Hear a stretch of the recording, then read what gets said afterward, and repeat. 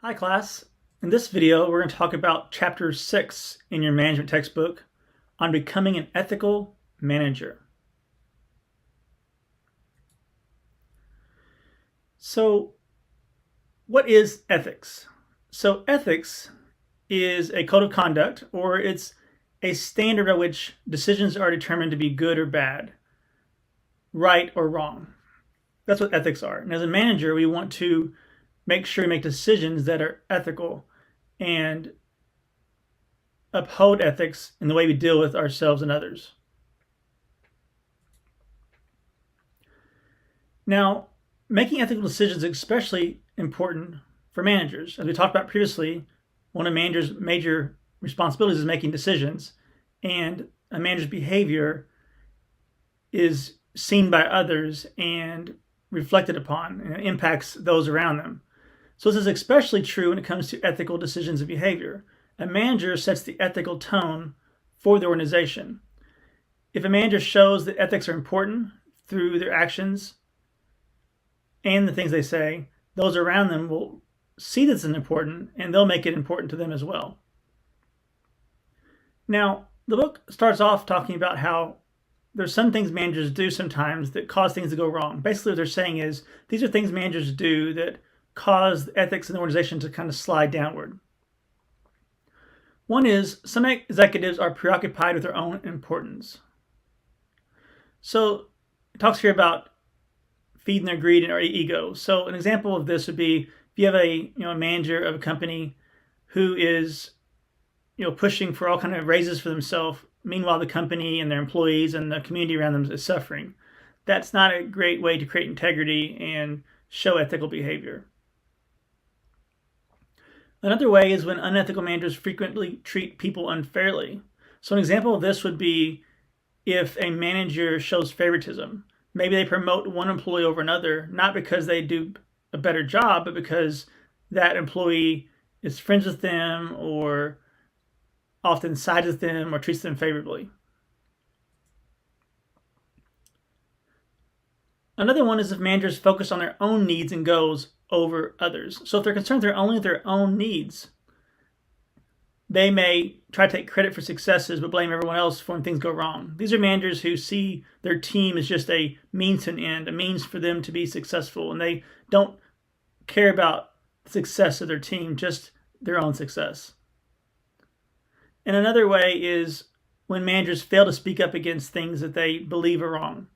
By not speaking up, they create a bad precedent. It makes it easier for other managers and other people in the organization to turn a blind eye to things that someone should have spoke up about to correct, to make sure it stops. All right, now the flip side of this is, what does an ethical manager do? What are some things that ethical managers do that help maintain and increase the ethical culture in an organization? So first, they make a conscious and visible commitment to ethics. So this means that they keep ethics in mind in all their decisions, but they also make that commitment visible. So they make sure that others see and know that ethics is important to them and that they're making decisions in an ethical manner. This is all about showing the behavior that you want the organization to see. They also build an environment that encourages others to behave themselves. This could be things like an open door policy where people are encouraged to come, talk about things openly and come to managers when needed to discuss things. It could also be encouraging people to report any kind of bad behavior. The next one is they realize that what they do in their personal lives carries over into their professional arena. The chapter actually gives a story of a coach from a university who went out and did some things that would be seen as unethical, and he got fired over it. So you have to realize when you're in a leadership position and you're setting an example for your employees, the things you do outside of your work they definitely can impact how you're seen at work, but also could impact your work. A company wants their leaders to be respected and to be shown as having integrity, and that's hard if they're living in a way outside of work that makes that difficult. And then finally, ethical managers demonstrate the importance of serving people and society. So it shows that they're not just focused on just the bottom line. They care about how the workplace impacts their employees, how their products impact their customers, how their business impacts the community, all those things. Now, as a manager and being ethical,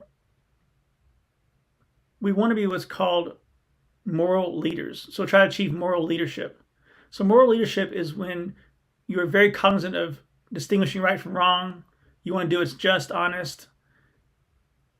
And whenever you behave in this moral, ethical leadership manner, the benefit is it enhances the lives of your team. They're lifted up. You're helping them become better at what they do, helping them develop, helping them get ready for their next opportunity. And it makes them better than they would have been without you as their leader. Flip side, if a manager has poor moral leadership, it does just the opposite. It makes the lives of their team worse. They're not better off for having served under that manager. So, as managers, we want to try to increase our level of moral leadership. Now, related to this moral leadership concept is the idea of a level of moral development. So, moral development is a concept here, has three different stages, but a manager's level of moral development is often related to their ability to be a moral leader, to go back to the last slide, and make ethical decisions. Now, this moral development model here has three different levels. Level 1 is called pre-conventional, level 2 is called conventional, level 3 is called post-conventional. I'll also refer to them here on out as just level 1, 2, and 3.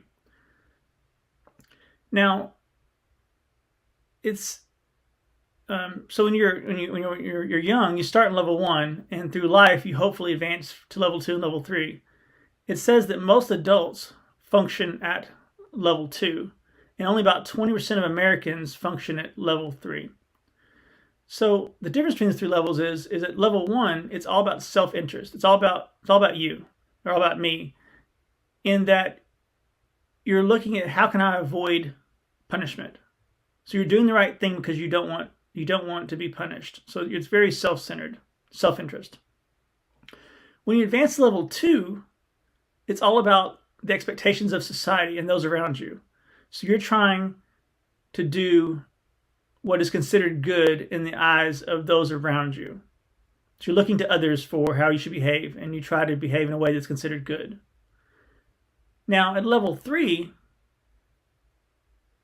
your values are more internalized. You have an internal sense of right and wrong. You're no longer looking to society or your organization to tell you what is right and wrong. You have a good idea of what universal values are.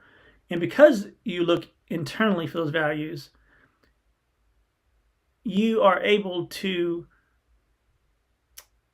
even if maybe the organization or society around you is acting unethically, you don't go with the flow, and you're more easily able to go against that and act in the way that you know is ethical, despite the societal expectations around you or the organization expectations around you. So you're in a much better place to be able to go against the flow and speak up and act with courage when you've reached this level 3 of the moral development stage. All right, so next let's talk about why are ethical decisions often so difficult. Well, it's often because there's often not a clear-cut answer. So usually with these types of situations, each decision you pick has some downside, and you're having to balance between the different options of what's the best choice, what does the least harm, that kind of thing. It can make it very, very difficult. Also, to make it even more complicated, different people have different worldviews based on their upbringing, their family, maybe their religion, their experiences, where they live.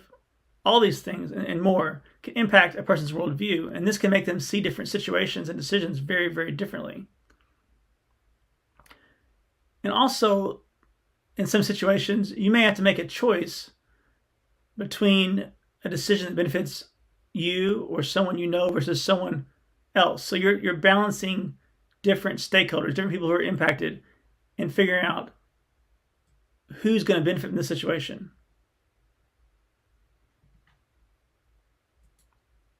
So this moves us into the topic of ethical dilemmas. We've kind of talked a little bit about this already, just hadn't called it that yet. So an ethical dilemma is a situation concerning right and wrong when values are in conflict. So you may have multiple decisions, and depending on what value you apply to the situation, one decision may look better than another.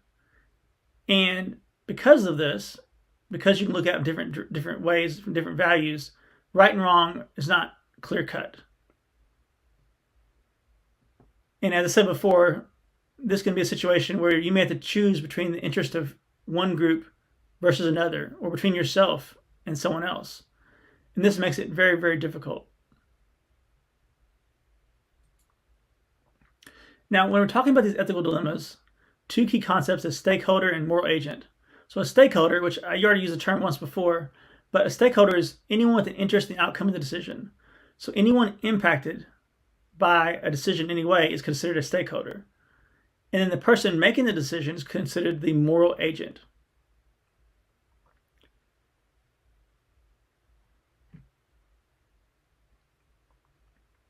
Now,